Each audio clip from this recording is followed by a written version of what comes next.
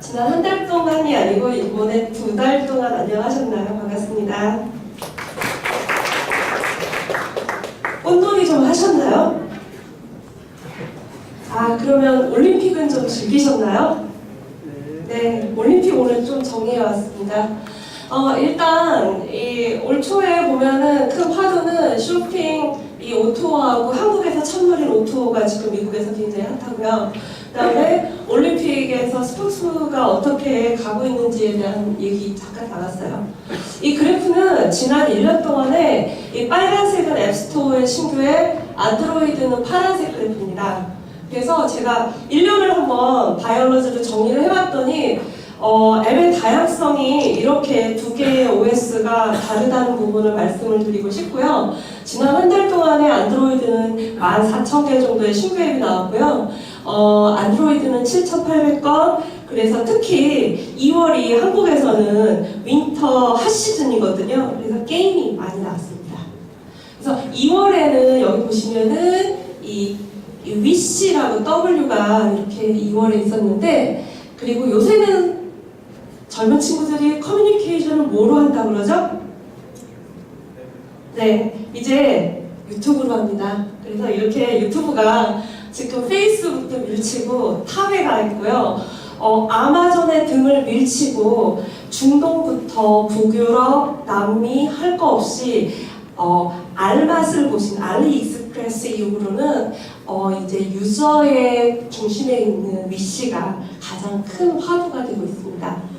그 다음에 이 화면은 올림픽 기간 동안에 월드와이드하게 스포츠 앱을 쓴 국가별 현황인데요. 이걸 보게 되면 동계올림픽이 얼마나 월드와이드하게 찬밥인지 정확하게 알 수 있고요. 그 기간 동안에도 꿋꿋하게 각 나라마다 좋아하는 스포츠 리그를 보고 있었는데, 그래도 그나마 이제 한국은 주최국이니까 평창 정상을 차지했습니다. 그리고 올림픽 기간 동안의 앱 좀 몇 개 소개해드리자면, 올림픽 기간 동안의 앱은 크게 두 가지입니다. IOC에서 하는 공식 앱, 이런 앱이고요.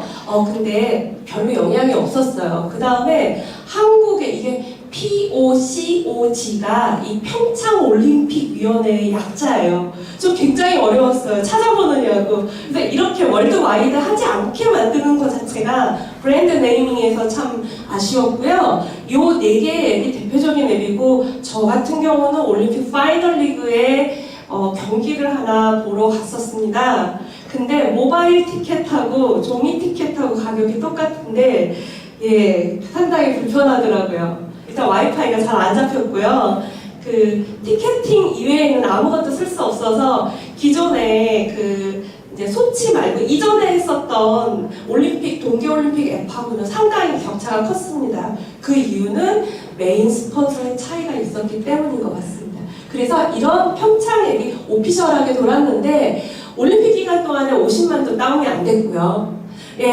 그나마 교통수단을 활용하는 앱 역시도 셔틀이 너무 잘 다녀서 그런지 앱이 안 팔렸습니다.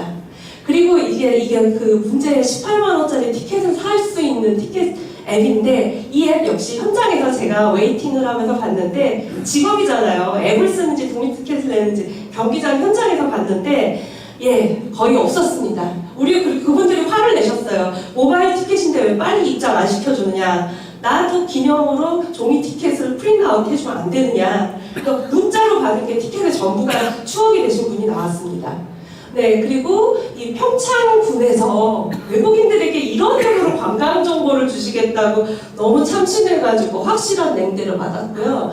오히려 제가 이번에 해본 거는 스노우보드라는 거를 이제 직접 트래킹을 테스트해봤어요. 요즘 러닝 앱이 있고 스포츠 앱이 있어요. 근데 제가 스노우보드 트래킹을 해보니까 러닝 앱이나 사이클 앱이나 이런 것들은 스키, 스노우보드를 트래킹하는데 불가능하더라고요. 그래서 고도하고 헤이스트, 그 다음에 리프트 타는 거 제외하고 에버리지 카운트에서 하이스코어, 로우 스피드 이런 것들, 런타임 횟수 이런 것들이 역시 앱은 전문 앱을 써야 된다가 진리였습니다. 그리고 올림픽 기간 동안 아주 평화로웠어요. 모든 건 트위터로 대동단결해서 세상 사람들이 떠들었고요.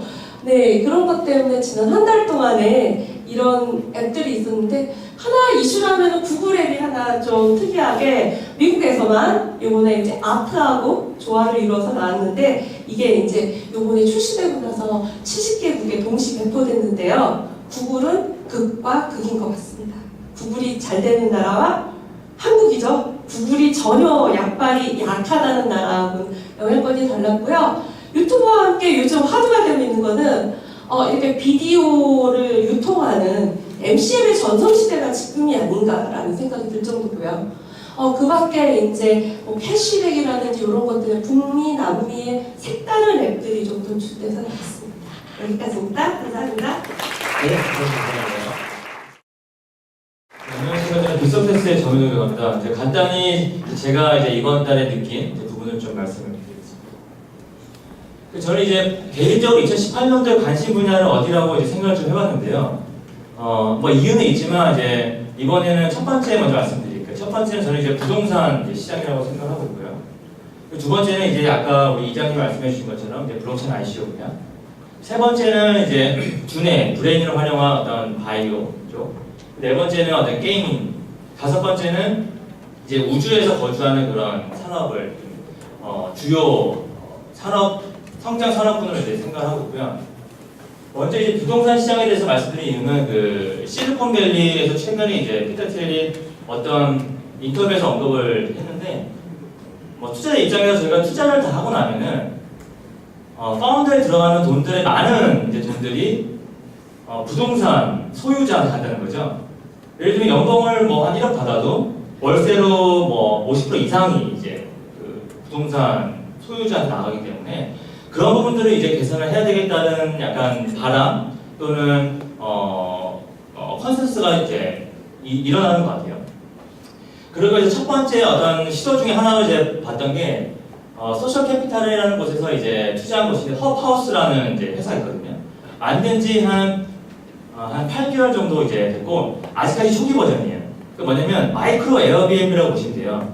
그러니까 소유주 입장에서는 내가 방 하나를 한 명한테 빌려주면은 월 단위 받는 게 100달러인데 두 명한테 빌려주면은 60만 원씩 120만 원을 받는 거고 하지만 개인은 방 하나를 부담하지 않아도 나눠 씀으로써 이제 낮은 가격에 쓸 수 있는 이제 그런 모델이에요. 그래서 이제 지금 같은 경우는 실리콘밸리 내에서 이제 스탠포드를 시작으로 약간 테크 기반, 스타트업에 있는 멤버들이 사용할 수 있는 쪽으로 이제 커뮤니티를 이제 확대를 하고 있는 이제 하나의 이제 샘플 케이스고요. 두 번째는 이제 이거는 약간 부동산 투자 쪽에 계시는 분들 또는 이제 개인도 마찬가지지만 우리가 어떤 아파트를 사거나 뭐 토지를 사거나 아니면은 빌라를 사거나 빌딩을 사거나 할 때 상당히 부동산을 발로 뛰어야 되잖아요. 뭐 양현석이 뭐 부동산 그 사장이나 정치원 한 달, 1년 먹으면서 정보를 얻었다는 거가 과거 얘기하면 이쪽에 있는 그 AI 그 팀은 전부 다 그 AI 백그라운드를 가진 이제 파운딩 팀이 창업한 회사고요. 세카에서 최근에 한 40억 정도, 30억 정도 이제 투자를 한 회사고 제공해주는 서비스는 언제 매매를 해야 될지, 어디를 사야 될지, 그리고 어떤 산업 분야, 어떤 지역에 내가 이주를 하거나 뭐 투자를 해야 될지 알려주는 인공지능 이제 서비스라고 이제 보시면 될 것 같고요. 그리고 마지막에 재미있는 거는 여러분 아시다시피 이제 우버 창업자가 성희롱 문제로 나왔잖아요. 그리고 이제 본인이 이제 회사 주식을 한 1조 한 2천억 원치를 이제 한 소뱅에 매각을 했죠, 주식을. 그리고 이제 본인이 이제 받은 현금으로 100 펀드라는 이제 10-100라는 펀드를 만들었어요. 이 펀드가 뭐냐면 이 펀드에서 최근에 약간 몇천억을 들여가지고 그 CSS라고 하는 그 부동산 지주사를 인수했거든요. 그 CSS 지주사는 뭐 하는 데냐면 작은 그러니까 주차장 또는 사용하지 않는 그런 유휴 공간을 재개발을 하는 거예요. 부동산을 재개발을 하는 건데 어떤 재개발을 하냐면 본인들이 전문 분야가 이제 온라인 쪽이기 때문에 온라인 쪽에 스토리지가 필요하다거나 온라인 쪽으로 재활용할 수 있는 공간으로 재탄생을 시키는 거거든요. 그러니까 제 생각에 이제 우버 트래블에서 노리는 그 시장 마켓은 현재 유휴 땅들이 재개발됐을 때에 그 시장의 사이즈를 약 한 1000조에서 2000조 정도를 보고 있어요. 그러니까 그 시장을 본인이 지주회사를 가지고 재개발함으로써 또 다른 부가가치를 이제 낼 수 있다는 걸 판단해서 제 네 번째 창업을 여기에 이제 한 것 같다는 생각이 들거든요. 그래서 개인적으로 이제 부동산 시장 말씀드린 우리나라에서 아직 뭐 직방, 다방, 뭐 한방 그리고 이제 홈 인테리어 서비스 정도까지만 이제 투자를 받고 그리고 시장에 많이 이렇게 노출이 된 케이스지만 아직까지 일반인들이 어떤 뭐 부동산을 사거나 아니면 토지를 살 때는 기존의 패턴이 변하지 않는 거거든요. 그리고 어떤 고가의 컨설팅을 맡기지 않는 발품 다 팔아야 되는 그런 시장뿐만 아니라 어떤 법적인 분쟁이 있겠지만 에어비앤비와 같이 그 방금 허브하우스와 같이 마이크로 이제 쉐어링 하우스를 할 수 있는 그런 비즈니스 시장 그리고 마지막으로는 이건 이제 스타트업적이긴 하지만 기존의 테크 기반에 있는 사람들이 우리나라에 엄청나게 그 저렴한 땅들을 재개발을 해서 이거의 가치를 올리는 것도 하나의 저는 큰 시장으로 판단하고 있어서 부동산 시장이 향후 한 1, 2년 정도 상당히 핫한 시장이 되지 않을까라고 생각하고 있습니다. 이상입니다. 네, 안녕하세요. 저는 BLT 특허본을 사무소 정태균 변리사입니다. 네. 일단 오늘 가져온 거는 스타트업 특허 출원 전략을 좀 가져와봤습니다. 하나 말씀드리는 게 특허 출원 잘 해놔야 된다, 전략적으로 포트폴리오를 만들어놔야 된다라고 말씀을 많이 드리는데 많은 분들이 어떤 식의 전략이 있는지 좀 한번 풀어보겠습니다. 일단 단기적인 특허 출원이 필요하다라는 얘기는 많이 들었어요. 그거는 왜 그러냐 그러면 자기 출원이 공개되고 나면은 그것 때문에 거절되는 자기의 후속 출원들이 거절이 됩니다. 보통 심사관들이 특허 심사를 할 때 일단 A라는 출원인이 출원을 하고 나면은 그 사람이 이전에 출원을 뭐 했지? 이 사람께 공개된 게 뭐 있을까부터 찾아봅니다. 그러면 그거에서 비슷한 내용이 있으면 일단 거절이 될 가능성이 높아지는 거죠. 그러다 보니까 이 공개가 되기 전, 등록이나 공개가 되기 전에 특허 출원을 만들어서 포트폴리오를 구축하는 게 필요합니다. 자, 그러면 한 가지 고민해야 할 게 뭐냐면 빠르게 등록을 확보하는 것도 되게 필요해요. 스타트업 입장에서. 왜냐하면 투자자분들이 특허 등록된 거 있냐? 라고 물어보시기도 하고 경쟁자들이 뭔가 실시를 하려고 할 때 친해 주장도 해야 되고요. 그렇기도 한데 등록이 빨리 되면 공개가 돼버리니까 후속 특허를 못 받아요. 그러다 보니까 이 두 가지가 트레이드오프 관계인데 이걸 어떻게 해결할 것인가 라는 부분을 생각 많이 하게 됩니다. 일단 첫 번째, 여러 가지 전략이 있는데 첫 번째는 저희가 패스트 포트폴리오 스트래티지라고 하고 있는데 최단 시간에 IP 포트폴리오를 좀 구축하는 전략들을 쓰고 있습니다. 이게 이제 마고슬랩이라는 그 포스트잇 프린터를 만드는 업체와 저희가 작업을 했던 건데, 그러니까 여기서 이제 저희가 아이디어 워크숍을 해서 특허 출원 아이디어를 한 11개 정도를 만들었습니다. 그런 다음에 특허 출원을 7개를 하고 일괄 심사라고 해서 특허청에 우선 심사를 하고 나서 특허청에 내려가서 심사관한테 설명회를 합니다. 그러면은 특이하게도 빨리 한 2, 3개월 안에 심사 결과도 나오고 등록까지 나올 수 있어요.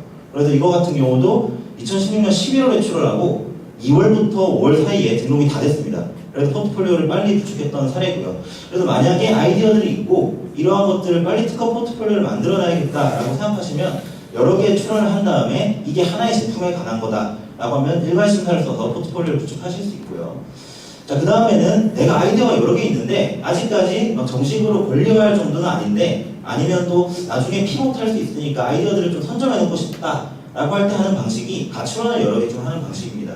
그러니까 아이디어의 핵심적인 부분들을 출원을 먼저 해가지고 알박기를 해주는 거죠. 그런 다음에 1년 이내에 구체적인 아이디어를 좀 추가해서 권리 확보를 할 수 있습니다.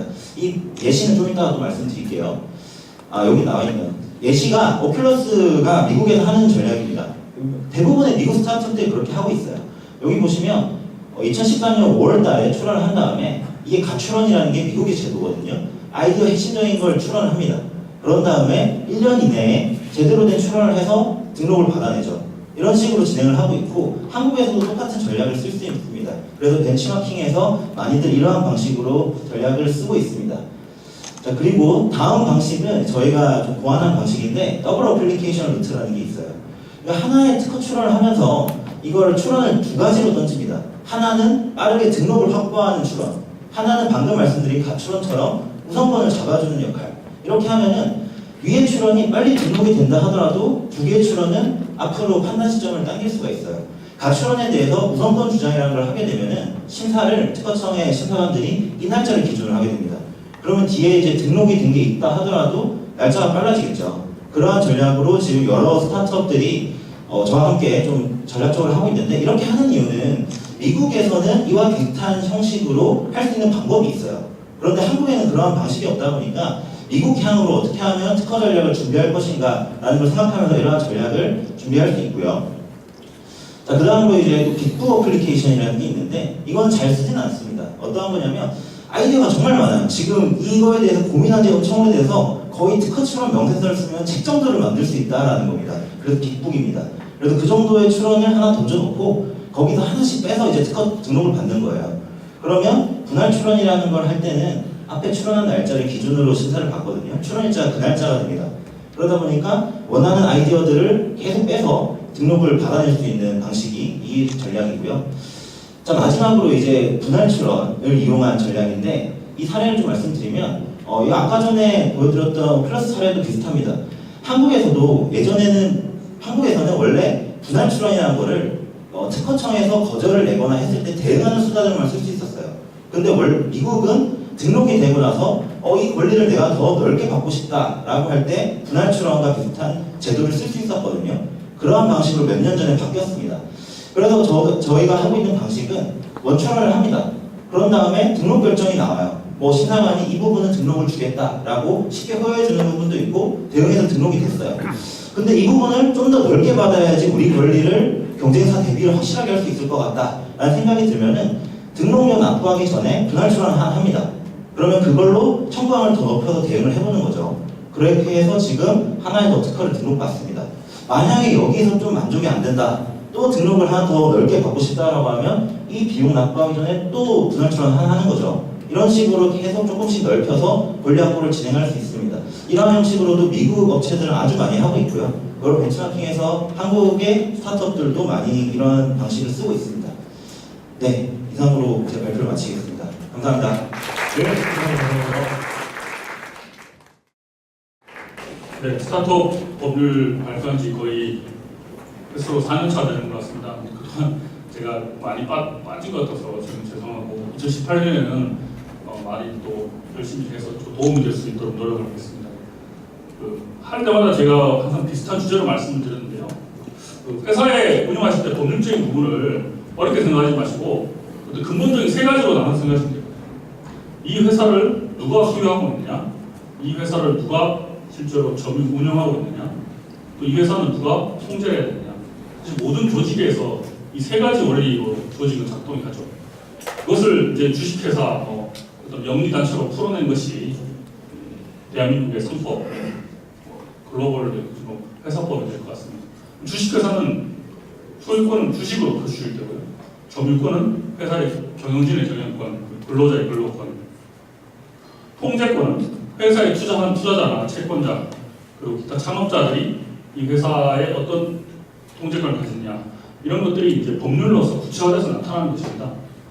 이 스타트업이라는 조직의 어떤 근본적인 운영 원리라고 할 수 있죠. 그래서 이 세 가지를 크게 이제 이슈로 해서 제가 하나씩 말씀을 앞으로 드리려고 합니다. 그 중에서 특히 오늘은 이제 회사의 소유권, 회사를 어떻게 누가 소유하느냐, 주주가 소유하는데 주주를 어떻게 구성할 것이고, 주주가 들고 나가고 하는 것을 어떻게 볼 것인가에 문제가 있습니다. 그래서 이거는 그래서 이 처음에 회사 설립하실 때 창업자 간 주주 간 계약 체결하는 것이 중요한데요. 그 계약서 파일을 하나 좀 띄워주시겠습니다.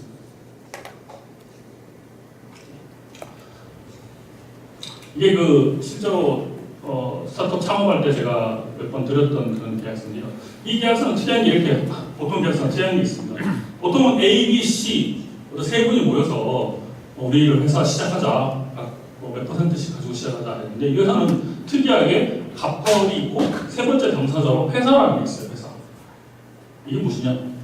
회사가 이미 설립된 상태에서 당사자들이 후속으로 들어오는 거죠. 이런 경우 많이 있죠. 여러분들이 사업을 시작했는데 사업이 조금 될 것 같으니까 이제 주위에서 괜찮은 사람들을 모집을 하려고 합니다. 그러면 그 사람한테 이제 좋은 조건을 제시해야 되겠죠. 우리 회사들은 연봉이 많이 주고 싶지만 스타트업은 어렵죠. 그럼 어떻게 합니까? 우리 회사 잘 되면 너희들 내가 주식을 줄게. 근데 그때 당시 주식은 누가 갖고 있나요? 회사의 창업자를 시작한 사람들이 가지고 있습니다. 근데 그러면 그 사람들의 주식을 줘야 되는데 어떤 방식으로 줄 것이냐?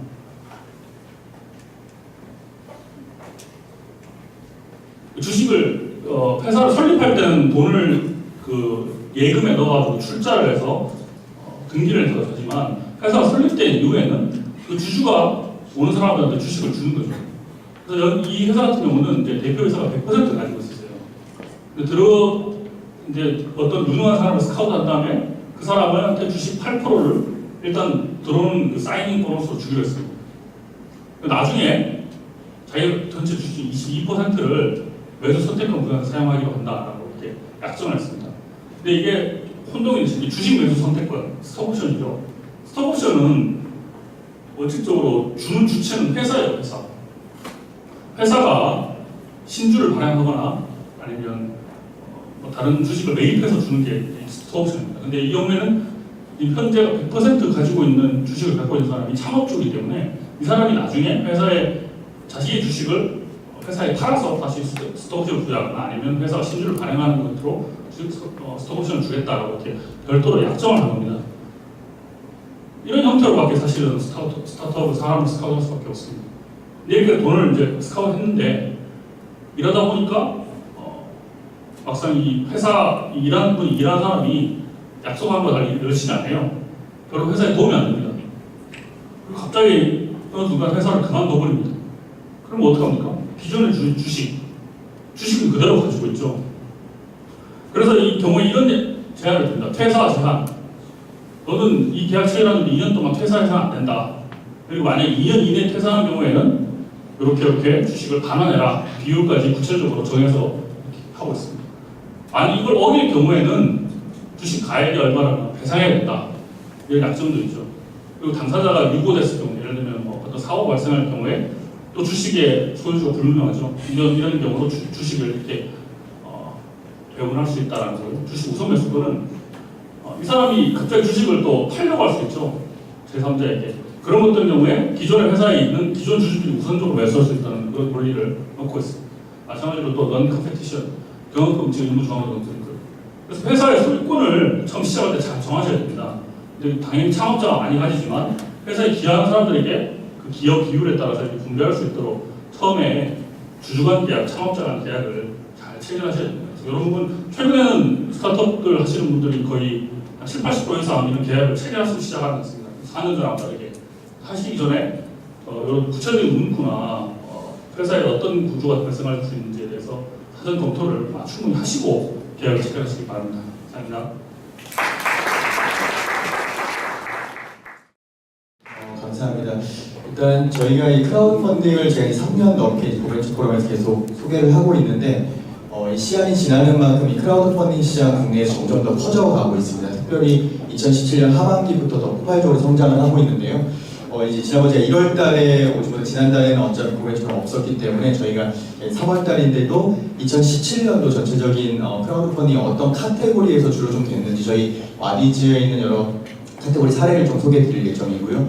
일단 크라우드 펀딩은 매번 제가 말씀드리는 거지만 크게는 두 가지 형태로 나눠져 있습니다. 하나는 물건과 서비스를 제공하는 선물 제공 방식의 리워드 방식이고요. 또 하나는 펀딩, 즉 온라인에서 비상장 법인이 증권을 발행할 수 있는 투자형으로 나눠져 있습니다. 그래서 직접적 투자가 일어날 수 있는 투자형, 그리고 물건을 제공하는 리워드형. 그래서 여러분이 많이 알고 계신 킥스타터, 인디고고와 같은 플랫폼 리워드형, 즉 물건을 제공한다고 이해를 하시면 좋겠고요. 국내에서는 2016년 1월부터, 지금도 2년 1개월 전이죠. 2016년 1월 달에 자본시장법이 개정이 되면서 여러분들도 비상장 법인 주식에 온라인에서 투자를 할 수 있게 됐고, 반대 입장에서는 스타트업들, 7년 미만의 스타트업들도 우리 회사의 보통주, 우선주, 상환전환 우선주, 그다음 채권 등을 온라인에서 발행을 할 수 있게 되었습니다. 그거에 대한 구체적인 내용은 좀 더 보시면 될 것 같고, 그래서 제가 일단 1월부터 3월까지 현재 이 투자형, 즉 증권형에 대한 부분의 실적을 잠깐 좀 소개를 드리려고 하는데요.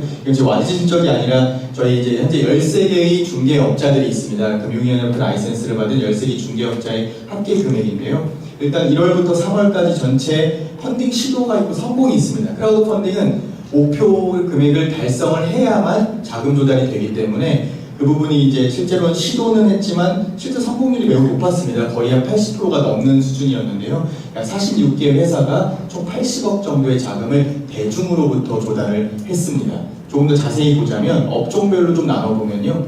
도매 및 소매업이 약 14억 정도 펀딩이 시도가 되었고 예술, 스포츠, 여가 관련 레저 쪽이 8억, 그다음 정보통신업 26억, 제조업이 24억 정도로 분포가 되어 있는 것을 보실 수가 있을 것 같습니다. 조금 더 보면 연령별 투자자들, 그럼 누가 과연 이런 대중들이 어떤 사람들이 주로 초기 기업이나 스타트업들에게 모바일과 온라인에서 내용을 보고 정말 투자를 했는지를 좀 본다면 이게 재미있는 건 30대 남성, 여성의 비율이 다른 비율, 나이대 비율보다 월등히 높습니다. 그래서 전체 인원은 약 5천여 명이 좀 안 되는 숫자지만 그 중에 30대 남성과 여성이 약 2천여 명으로 절반 정도를 차지하고 있는 것을 볼 수 있을 것 같습니다. 조금 더 자세히 본다면 크라우드 펀딩에 투자하실 수 있는 분은 일반 분들은 한도가 200만 원입니다. 한 회사예요. 그런데 적격 투자자라 하면 소득이 좀 있으신 분들, 구체적으로 좀 설명을 드릴 수 있겠는데 어쨌든 일부 연봉 1억 이상이라든지 몇 가지 조건이 있는데요. 적격 투자자 그리고 전문 투자자는 한도가 없습니다. 그래서 크게 세 부류로 나눠져 있는데 보시면 일반 투자자 인원들, 그다음 적격 투자, 전문 투자자 비율이 이렇게 구성이 되어 있는 것을 아실 수가 있을 겁니다. 그래서 일단 3월까지, 아직 3월이 끝나진 않았지만 이 투자형 크라우드 펀딩 시장은 점점 커지고 있고 이미 한 100억 정도가 초기 스타트업들이 온라인에서 비상장 법인들이 증권을 발행하면서 꼭 VC나 엑셀러레이터가 아니더라도 대중으로부터 자금을 조달한다. 그래서 제가 다음 달에는 그런 구체적인 좀 케이스별 사례를 좀 소개해 드릴게요. 여러분이 보셨을 때 우리 기업도 크라우드 펀딩으로 자금 조달을 충분히 해볼 수 있겠구나라는 예시가 될 수 있는 기업들의 소개를 좀 해드리도록 하겠습니다. 뒤 다음 부분은요. 투자 리워드 섞어서 저희 와디지가 작년에 한 300억 정도 저희 플랫폼에서는 300억 정도가 자금이 조달이 됐는데 저희가 이제 카테고리별로 좀 나눠봤습니다. 어떤 카테고리들이 대중이 쉽게 펀딩을 했을까를 봤을 때 이 반려동물들 영역이 굉장히 많이 활성화되고 있는 걸 알 수 있었습니다. 예를 들어 저희 사이트에서만 약 8억이 넘는 자금이 87개의 프로젝트가 오픈이 됐었고 약 8,000명 정도가 리워드 물건을 제공하는 것도 있었고 그다음 투자도 하는 경우도 있었습니다. 여행 라이프 스타일 쪽에는요, 굉장히 다양한 제품들, 디자인, 가방뿐만 아니라 다양한 레저용품 같은 경우가 260건 정도가 프로젝트가 진행이 됐고 5만 명이 넘는 분이 참여를 하셨고요. 약 43억 정도가 펀딩이 됐었습니다. 그 다음에 이제 일상생활 테크 IT 제품, 기술이 좀 들어간 기본 많은 스타트업들이 시도하고 있는 또 분야기도 하죠. 제조용품 같은 경우가 200여 개, 25억 정도가 펀딩이 됐었고요. 그 다음에 이거는 실제로 이제 투자가 많이 일어났어요. 즉 스타트업 투자입니다. 초기 기업들이 내가 꿈이 있고 이런 비전을 가지고 초기 기업을 만들고 있는데 여기에 투자하시는 분들이 무려 120억 정도의 자금이 이 영역에 투자가 되었습니다. 그리고 이제 소품들, 대학생들이 쉽게 시도해 볼 수 있는 작은 디자인 제품들 이런 것들이 한 50여 개 정도와 2억 원 정도가 자금이 조달이 됐었고요. 이 부분이 되게 인상 깊었던 게 소셜 임팩트, 공공 프로젝트, 사회적 기업들의 주로 펀딩을 하는 영역이 약 10억 가까이 되는 자금이 크라우드 펀딩으로 조달이 됐었습니다. 그 외에 또 색다른 것이 점포나 어떤 매장 이런 것들로 옛날 같았으면 쉽지 않았는데 이제는 내 주변에 있는 점포도 크라우드 펀딩으로 투자해서 회식할 때 거의 매상위가 오르면 내 수익도 올라가겠죠. 그러니까 그런 관점에 봤을 때 골목상권의 사람 냄새를 풍기는 변화에서 약 33억 정도가 크라우드 펀딩으로 자금 조달이 새로운 점포들이 계속 만들어지고 소상공인에게 자금 조달이 됐었고요. 마지막으로 팬과 함께하는 스타 팬 프로젝트 공연 전시 경우가 약 46억 정도가 자금 조달이 됐었습니다. 이렇게 굉장히 다양한 분야에서 크라우드 펀딩이 이제 대중들에게 알려지면서 쉽게 영화 같은 경우도 마찬가지고 투자를 할 수 있는 시장이 점점 열리고 있고 반대 입장에서 오늘 오신 많은 대표님들께서도 투자도 투자고 내가 자금 조달하는 창구로 한번 이런 거 활용해 보면 좋겠다 라는 부분을 좀 염두에 두시면 좋을 것 같고 다음 달에는 구체적인 하나하나의 사례를 가지고 찾아뵙도록 하겠습니다. 감사합니다. 네, 안녕하십니까. 폴린 파트너스의 김성익입니다. 보통 저희가 제품과 서비스를 기획할 때 베스트셀러 좀 많은 주어진 공간에서 많은 것을 넣으려고 하는 것이 그동안의 트렌드였습니다. 그래서 오늘 말씀드릴 내용은 그와는 반대로 기능들을 빼서 우리가 타깃으로 하는 고객들의 필요한 가치를 제한하는 사례들을 소개시켜 드리려고 합니다. 그래서 지금 보시는 것은 아주 오래된 논문인데요. IEEE에서 윈도우 XP가 나왔을 때 이 기능 중에서 과연 쓰지 않는 기능들은 몇 가지인가를 조사를 해봤습니다. 그랬더니 항상 쓰고 자주 쓰는 기능은 20%에 불과했고요. 그렇지 않은, 한 번도 쓰지 않거나 거의 쓰지 않는 기능들은 64%였습니다. 이제 마이크로소프트라는 거대 기업이기 때문에 충분한 리소스가 인력이 있었기 때문에 모든 것을 다 런칭을 해놓고 그리고 고객들이 얼마나 쓰는지를 확인해서 그 다음 버전에서 그것을 넣는지 빼는지 결정하는 것은 충분히 합당하다고 생각됩니다. 그런데 이제 우리 같은 스타트업인 경우에는 리소스가 제한되어 있기 때문에 과연 이 20% 고객들이 항상 쓰는 20%가 무엇인지가 저희 초미의 관심사가 될 수 있을 것 같습니다. 그래서 이제 그것을 결정할 때 고객들에게 인터뷰를 한다거나 또는 기존 제품들에 대해서 반응을 보고 결정하는 그 방법들을 사용하는데 오늘 이제 3가지 사례를 들어서 말씀드리고자 합니다. 첫 번째는 이제 그 앱이죠. 아까 고인환 대표님 발표하실 때도 1등 옆에 이렇게 2등으로 있던 앱이었습니다. 이제 베로라는 앱이 있었고요. 두 번째는 이제 그 초등학교, 중학교 학생들에게 주로 사용되는 이제 공신폰이라는 핸드폰. 그리고 세 번째는 나온 지는 꽤 됐지만 한국에는 찾아보기 힘든 것 같습니다. 우리나라 지금 이제 블루클럽에 해당되는 큐비하우스 사례를 들어서 고객 목표에 집중한 가치 제한 사례를 설명드리고자 합니다. 이 베로라는 앱은 이제 최근에 한 지난달부터 이렇게 혜성처럼 주목을 받기 시작한 것 같습니다. 이제 2015년부터 나왔었는데 이 앱의 주요 이제 여기는 이제 SNS입니다. 페이스북 같은 SNS인데 이 앱의 주요 모토는 진정한 공유이고요. 이 앱을 사용하는 주 고객층은 남성분들이 한 60% 이상이 남성분들이고요. 그리고 10대보다는 20대부터 40대가 메인에 포진해 있습니다. 그래서 이 앱에서 지향하는 바는 그동안의 SNS가 어떤 알고리즘이라든지 추천 등을 통해서 사업화랑 이제 그 협력을 하면서 진정한 내가 원하는 정보들이 공유되는데 방해가 됐다라는 그런 것을 간파를 해서 그것을 해결하고자 광고주를 빼고 대신에 부족분의 것들은 회원들로부터 지금 회비를 받고 있습니다. 처음 100만 명까지는 회비를 받지 않고 연구 회원이 된다고 하고요. 지금은 아쉽게도 300만 이상이 회원으로 되어 있습니다. 그래서 저도 이제 이것을 보면서 직접 가입을 해서 화면들을 캡처를 해봤는데요. 만약에 좋아하는 여기 보시면은 이제 어떤 사람이 제가 본인이 이제 좋아하는 영어 그 앨범을 이렇게 공유를 했을 때는 그 앨범의 타이틀이라든지 이런 것들이 굉장히 구체적으로 공유가 되고요. 이 사진들을 보시면 갤러리 보시면 아시겠지만 기존에 우리가 이제 페이스북을 통해서 접했던 이런 또는 그 인스타를 통해서 접했던 일상들보다는 약간 더 뎁스가 있는 전문성을 띈 것들이 공유가 되고 있는 조금 진지한 그런 그 플랫폼인 것을 우리가 알 수 있습니다. 네, 이 큐비하우스 다음으로 설명드리고 있는 큐비하우스는요. 연초에 일본에서 일본 비즈니스 모델 협회에서 한국에 와서 강의를 하면서 이 사례로 소개되면서 저도 한 번 더 관심을 갖고 보게 된 사례입니다. 처음에 시작한 거는 이제 96년에 시작을 했는데 보통 이제 남성분들 우리나라 이제 블루클럽 같은 경우에 굉장히 빨리 가서 빨리 이제 그 저렴한 가격에 빨리 깎고 오는데요. 그것보다 더 혁신을 해서 시도해서 성공한 사례입니다. 일본에서는 보통 한 3만 원 정도의 이발을 할 수 있다고 하는데 이 가게를 통해서는 이제 10,000원에 그 가격이 성공을 했다고 하는데요. 그 중에 하나는 우리가 보통 이제 블루클럽에서도 이제 그 옵션으로 주어지는 그 샴푸하는 머리 감는 기능이 있는데 여기서는 과감하게 그것을 뺐습니다. 그 이유 중에 하나는 이제 그 수도를 설치하는 것 자체가 큰 비용으로 되기 때문에 기존에 그걸 잘 차단함으로써 비용을 뺐고요. 그리고 머리 모양 같은 것을 정형화시켜서 이제 선택 같은 것을 정형화했고 또 쿠폰 등을 줘서 기다리는 시간들을 알 수 있게 했습니다.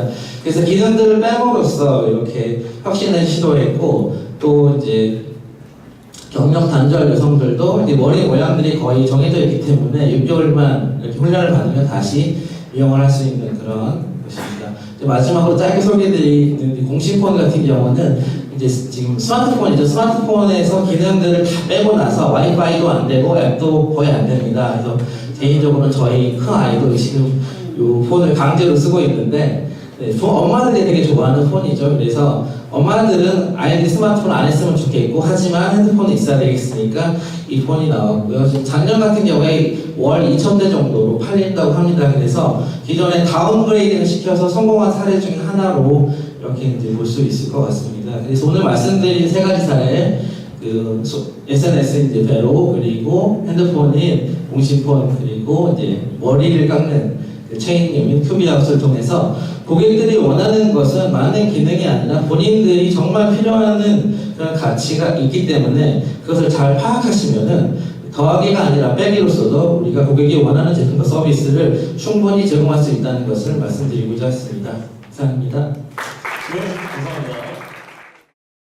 몰랐는데 네, 안녕하세요. 저는 크라우디의 김광림 매니저라고 합니다. 크라우디는 증권투자형 그리고 리워드형 크라우드 펀딩을 진행하는 회사이고요. 오늘 저는 크라우드 펀딩과 관련된 유익한 정보들을 좀 전달드리려고 나왔습니다. 첫 번째로는 크라우드 펀딩 제도에 있어서 가장 큰 변화가 사실 조만간 있을 예정인데요. 사실 투자 한도가 변화가 됩니다. 기존의 일반 투자자 같은 경우는 한 기업에 200만 원까지 투자를 하실 수가 있고 1년에 500만 원까지 투자를 하실 수가 있었는데요. 이게 너무 캡이 낮다라는 의견들이 굉장히 있었기 때문에 이 한도가 조만간 올라갈 예정입니다. 한 기업당 500만 원 그리고 연간 1000만 원까지 상향이 될 예정이고요. 안타깝게도 지금 적격 투자 같은 경우에는 그 한도가 그대로 유지가 될 예정입니다. 시행 시기는 사실 언제가 될지 정확히 알 수가 없지만 이미 입법 예고가 지난달에 끝났기 때문에 국무회의 의결만 하면 바로 공포가 되는 상황이고 4월 중을 예상을 하고 있습니다. 그리고 여기 엔젤 투자자분들이 많이 계실 것 같아서 이제 엔젤 투자 매칭 펀드에 대해서 좀 준비를 해봤습니다. 많은 엔젤 투자자분들이 크라우드 펀딩을 통해서 투자를 하게 되면 엔젤 매칭이 어떻게 되는 거냐라고 질문을 많이 해주세요. 근데 제가 말씀드릴 수 있는 것은 정확하게 똑같습니다. 크라우드 펀딩을 통해서 엔젤 투자하셔도 엔젤 매칭을 받으실 수 있고요. 다만 달라지는 점은 매칭 배수입니다. 기존에는 이제 1배, 2배 이 정도가 매칭 배수였다면 크라우드 펀딩을 통해서 매칭을 신청하시면 조금 더 높은 배수 1.5배, 2.5배로 매칭을 받으실 수가 있습니다.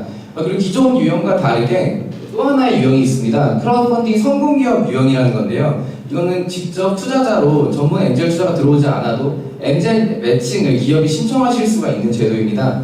예를 들면 제외 대상인 투자자를 제외한 금액의 1배수를 기업이 직접 신청을 하면 엔젤 매칭을 해주는 이런 제도입니다.